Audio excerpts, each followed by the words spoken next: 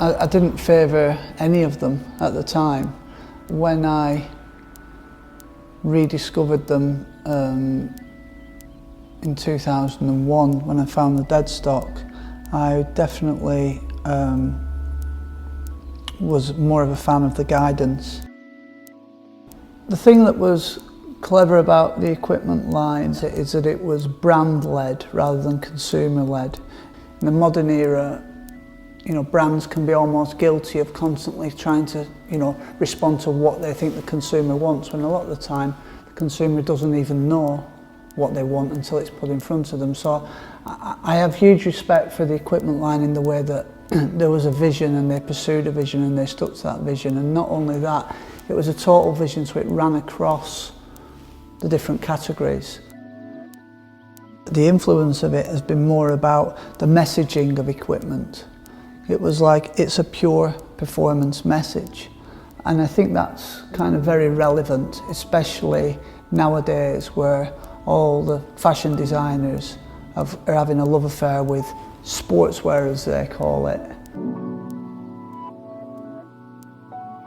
I got a call from a friend of mine who'd found some dead stock up in the northeast of England. And amongst all that, there were these boxes of equipment shoes, and as I started to look at them, I was like, actually these look pretty good. And I have to put my hands up now and sort of say that I think that the design of these shoes was actually ahead of its time. We were quite set in our ways as to the aesthetic that we liked from Adidas, but kind of finding dead stock pairs of them, like say, or like a decade after they were released, I was like, no, actually these look pretty good. As you can see, there's probably about 1,100 shoes in here.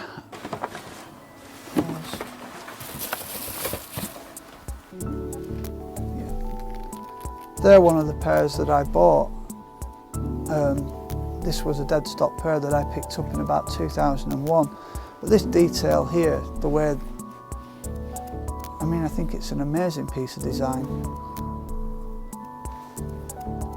So I guess I gave them a bit of a reappraisal. I didn't understand that it was going to be, that was going to become the sort of dominant logo in the company. I saw a fax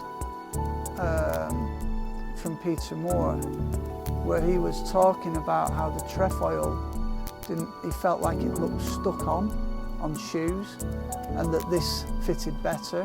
And I kind of understand the rationale behind that, but I actually think the trefoil looks beautiful on shoes. I think it's like it's the cherry on the top of the cake. And this idea that it looks stuck on, I'm a kid that grew up in that era where it was like, we were very brand-minded. So I quite like the fact that the branding was kind of outstanding. I didn't want my branding kind of camouflaged into the design of the shoe. And I personally think the trefoil is one of the most beautiful graphics ever by any brand or any company.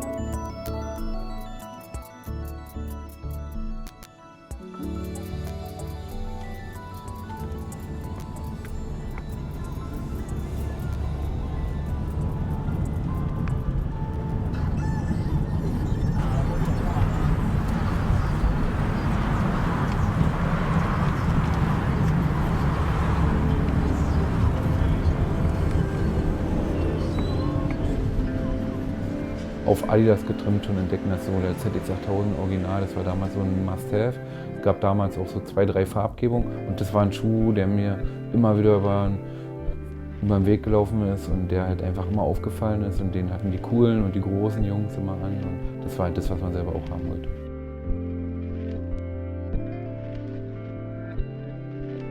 Man wollte immer das Beste vom Besten haben, von der Qualität her, man wollte preisintensive Sachen haben, und oft war das halt so, dass man sich auch an dem Westen orientiert hat.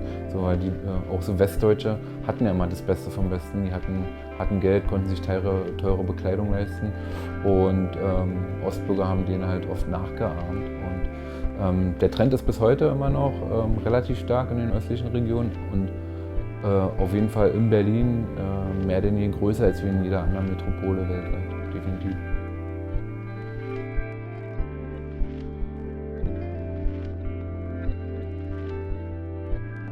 Die Schuhe sind sehr robust, sehr qualitativ, sehr hochwertig und man benutzt halt oft den Slogan, wie damals auch zu Equipment, die Serie The Best of Adidas.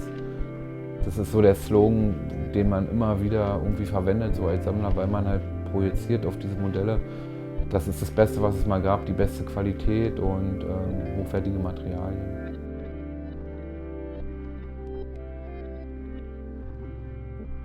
Kann sie halt teilweise bis heute, 20 Jahre später, immer noch tragen. Und das ist eigentlich, was den Hype um die Serie halt so kreiert, dass die Schuhe halt tragbar sind. Was die meisten Schuhe anderer Hersteller heutzutage nach 20 Jahren nicht mehr sind. Und das macht es eigentlich aus.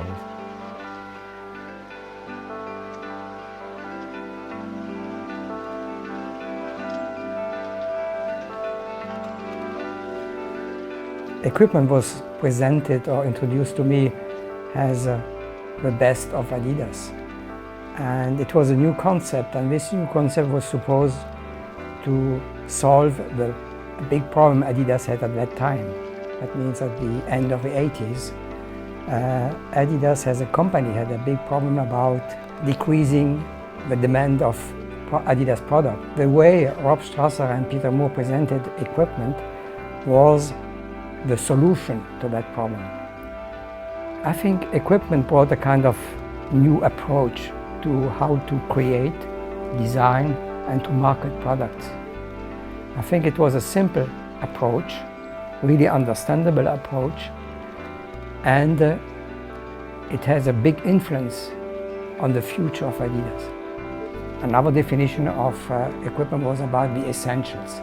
So if you take football or soccer at that time, the question was, what do you need to play football or to play soccer? And this is not about the most you can put on the product, but it's just the need, the essentials.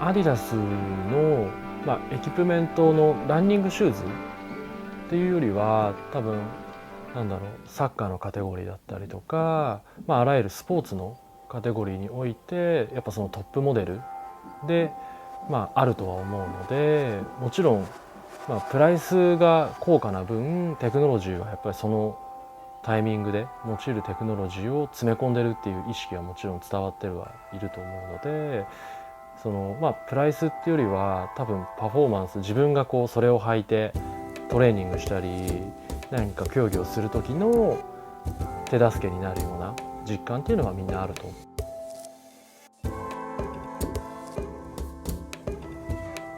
エキプメントのシューズだと思うので、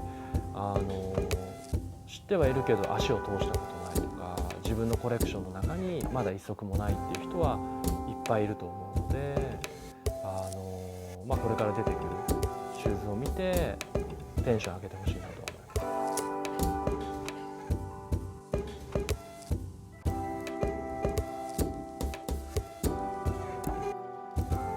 ます。So it was really the best.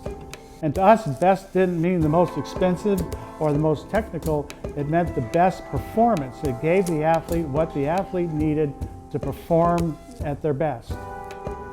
I think good design is good design, and I think when you get a reissue that is reissued with the correct specifications, you don't necessarily have to rely on nostalgia to sell that product, because people will just see it for the beauty of its design.